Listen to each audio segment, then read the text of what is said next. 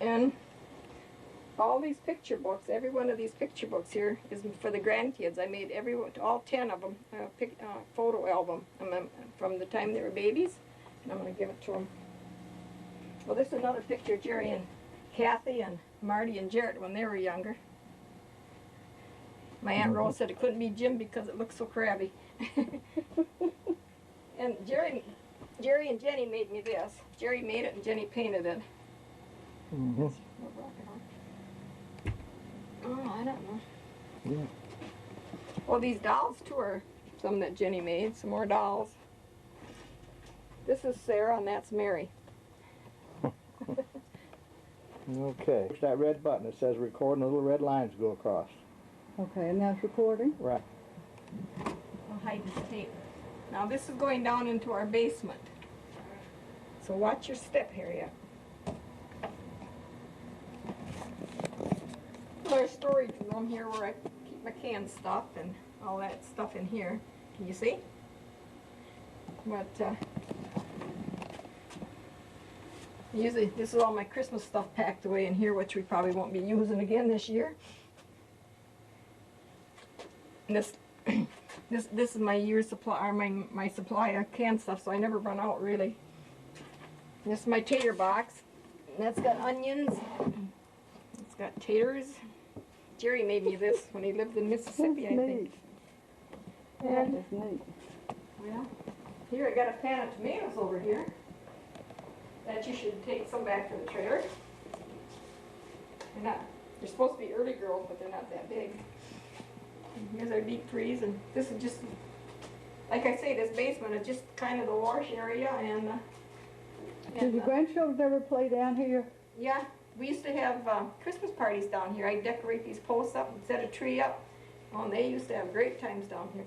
And one time, they went in the other room and got all my Christmas decorations out in the middle of the winter after Christmas, and I came down here and they had the whole basement decorated up with Christmas stuff.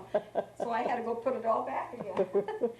So, they thought they were doing, a big favor. So, oh, this is my washer and dryer and my bag of dirty clothes here, and this is where I iron.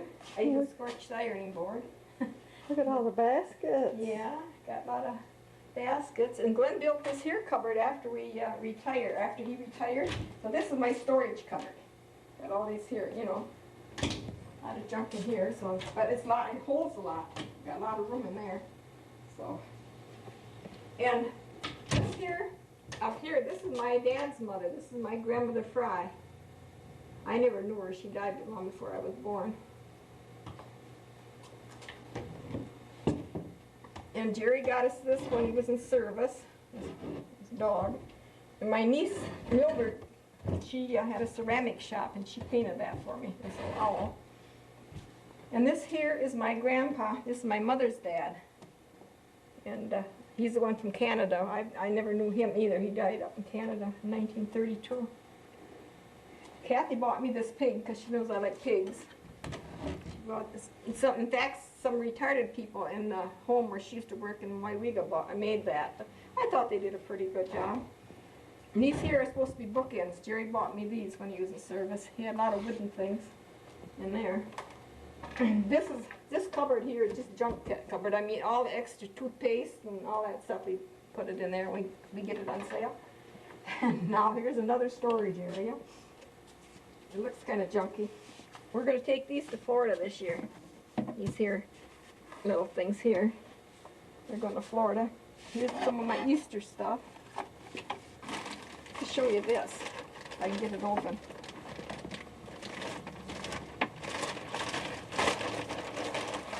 Sandy made me this. This is my Thanksgiving turkey. Should set him out. Oh, isn't that precious? And she made this also. That's another turkey. And then she made this pumpkin, so kind of Thanksgiving or Halloween pumpkin pretty soon, aren't you? Yeah, so she made them. And, oh, this is just some more garbage, I guess. Oh, I have to show you the rabbit I painted one year. My masterpiece, if I don't break it.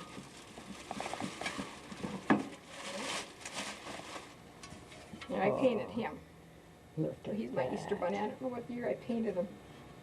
1984. That's about my masterpiece, I guess. Also, our friend made this from Nina. Sunny Plath made this one. But, well, this is just some more garbage sitting around as usual. Oh, I can show you these.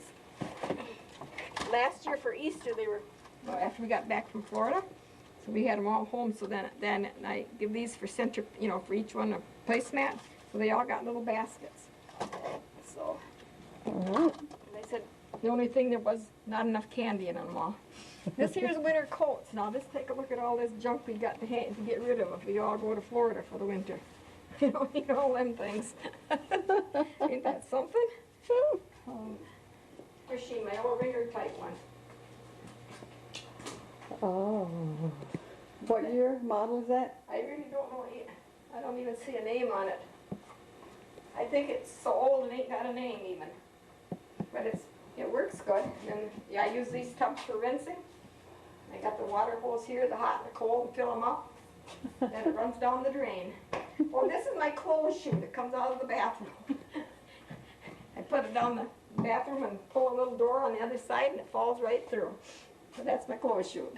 So all the modern conveniences I got here. But I really like it. Did you say how old this house is? I think this house it's over 100 years old. Well, and there's one of Glenn's, with the log trucks, when he used to, I don't know, those hangers in your way.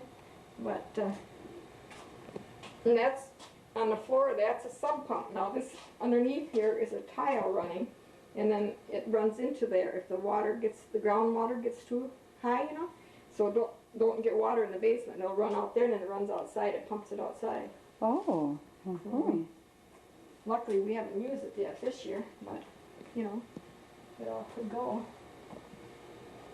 Oh, this here's a table that Bruce threw away and Glenn picked it up and fixed it up. And I use it to put my stuff on down here, but it's really a handy old thing.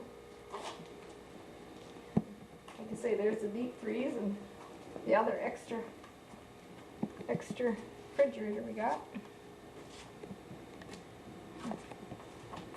Okay. That's about the Think we've extent of done the it all? house. Okay. We got telephone. We got telephone in every part of the house. You know, so that's all kind of easy. If I'm washing clothes or something that rings, I just grab. Oh. There, Ron made these. Just covered here. Sandy bought us this here. Grandma and Grandpa. I painted these two up there.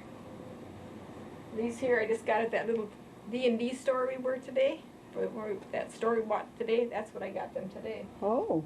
Then it's got just some Christmas things in there. Good. So anyhow, Ron made this one and he built that, and he also built this bench that's out there that you can't see with all that stuff on, but he built that. Well, there's our mailbox too. RCA Comes into the house and it's all, you know, from the outside, it's all in there. Well, that's our mailbox. Then we can go away and we never have to worry about it, you know? Okay, anyhow, this is the house we bought in October of 1966. Now, don't ask me really what date it is, but now we turned around, got the hairy-brained idea to sell the poor old thing. But I don't know if we got anybody that's going to buy it. But here we are, anyhow. But, you know, we had a lot of happy memories of this house. I guess every one of the grandkids, they started out from the day they were born, practically. When they got home from the hospital, they were all here. And every Christmas Eve, we'd have all the kids home. And man, oh man, what a house full. But we'd have paper from one end of the house to the other. We always had a big tree in the living room. And the paper, and the kids would say, "Can we open the presents now?" And they just open and throw. Pretty soon they'd hold up their hands for more. They never knew when to quit. Anyhow, that was some really good times. So last year now, we went to Florida, and those poor kids didn't have no place to go for Christmas, so they were all just devastated. They had to make their own. So, and then when I got home, so then they fixed me. I had them all over here for Easter's dinner, though. So everybody, I guess, except Kathy, and she went out to Pennsylvania to see Marty out there because Marty couldn't come home. But we had them over, and I think maybe a few of the girls boyfriends are here. Kayleen's or Nicole's, I don't know which one, but you know how it is with kids. They always got new boyfriends. and when Dave and Heather were little, they spent a lot of time over here. They used to sleep overnight and that. And then when Heather was about 13, 14, or maybe about 15, she started working over to Hardy's. And then she'd come over here at night and sleep. And I'll never forget the day when she was 17. She came home at midnight. She turned 17 that day, and she come in the house, Grandma, Grandma, Grandma, I'm 17, I'm 17. I said, I'll never forget that day. And then another time when she was 13, we had a party for her, 13 girls over here, and they were wall to wall. They were, one Grandpa, or Glenn, he had to go to the bathroom, and he kept saying, I gotta go to the bathroom. He said, I said, well, go in and ask him, then go. So he knocked on the door and he said, could I use my bathroom for a few minutes, please? And all of a sudden, like, we got him up in the morning to get up, and they were just going to sleep in sleeping bags upstairs. I went up, and there was wall-to-wall kids in the bed. The beds were full of course, these were all girls, though. So that was Heather's 13th birthday party. And then when we moved here, we had a garage attached to the house. And so when we decided to tear it off, David was quite little. And he came in the house, he was all sweaty and dirty, and finally he said, Grandpa and I tore off 2 boards, but now we're going to sit and think about it for a little while. So I said, I'll never forget that. And, oh, let's see. Well, all the while we were living here, most of the while we were living here, Glenn drove trucks, so he was never home. So he was just like the weekend guest. He'd come home and everybody flocked around because he was home. Every weekend. So, but, and when we moved in this house, the thing didn't have any windows in the front porch. It was just screens in there. And the bedroom ceiling was all tore out. All there was glass. They had a bed in there, and the washing machine was in our bedroom.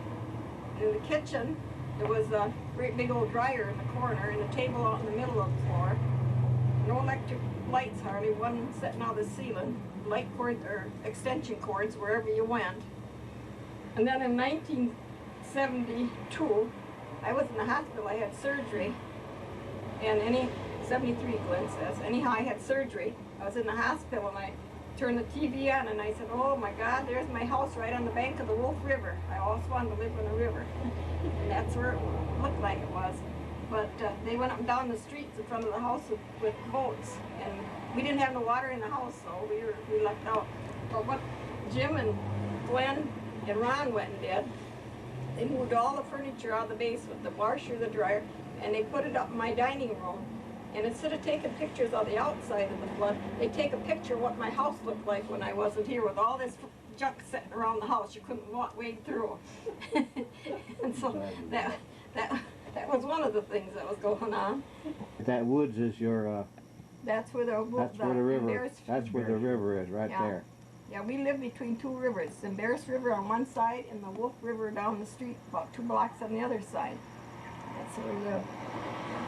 And directly across the house when we moved in here was a great big grocery store. The Huzzers used to run that. And then they took it down, and they started a little restaurant over there, a steakhouse. Well, that didn't go, so now they put Hardee's, and it's booming like crazy. And, well, let's see, and then the Quick Trip, that's a few years old, not too many years old. I think that used car lot across the street used to be John Luff's car lot, and now Bill Kirsch bought it. And Glenn's his right-hand man now. Every time the phone rings, it's, hey, this is Bill. Is Glenn there? I really need him. So Glenn goes running. Good to have a stooge like that. Good to have a stooge like that. And one time we got brand new carpeting in the dining room and in the dining room and living room area. It was green when the green was popular. So I was going to be really good one day. Of course, Glenn was at the tavern drinking as usual. I was going to be real good, and I was painting the woodwork. So first I painted the wall, then I got to paint to match the woodwork. And I don't know why, but it was yellow.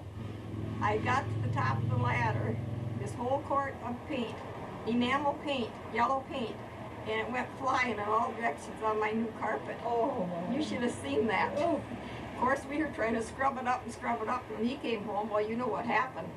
smoke was rolling out of the roof. So we had to tear that carpet out and put new carpeting in. It was just, oh, it was just hideous. You couldn't believe how bad that was. And let's see what we did. Well, didn't used to have those great big windows in the house either. We put them in. They were little tiny windows in there, so we put them big old monstrosities in. And now it lets all the cold air in the house in the wintertime. And when we first put the fireplace in, that real wood, the real wood to put in, but then Glenn decided it was too much work to carry the ashes out, so we put the gas log fireplace in now.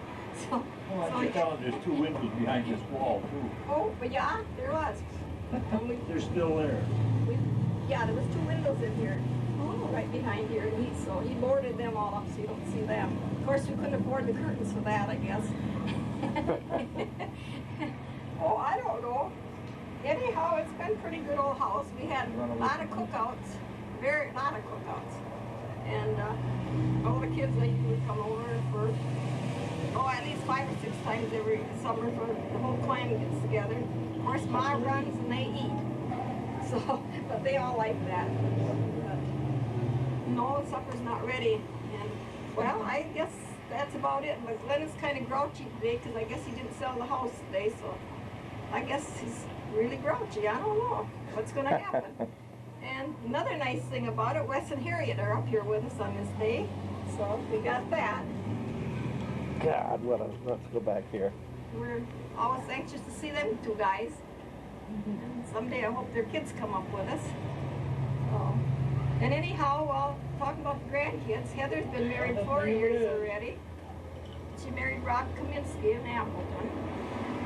They got a little guy named Alex. He'll be 3 in January. And then Marty and Chris.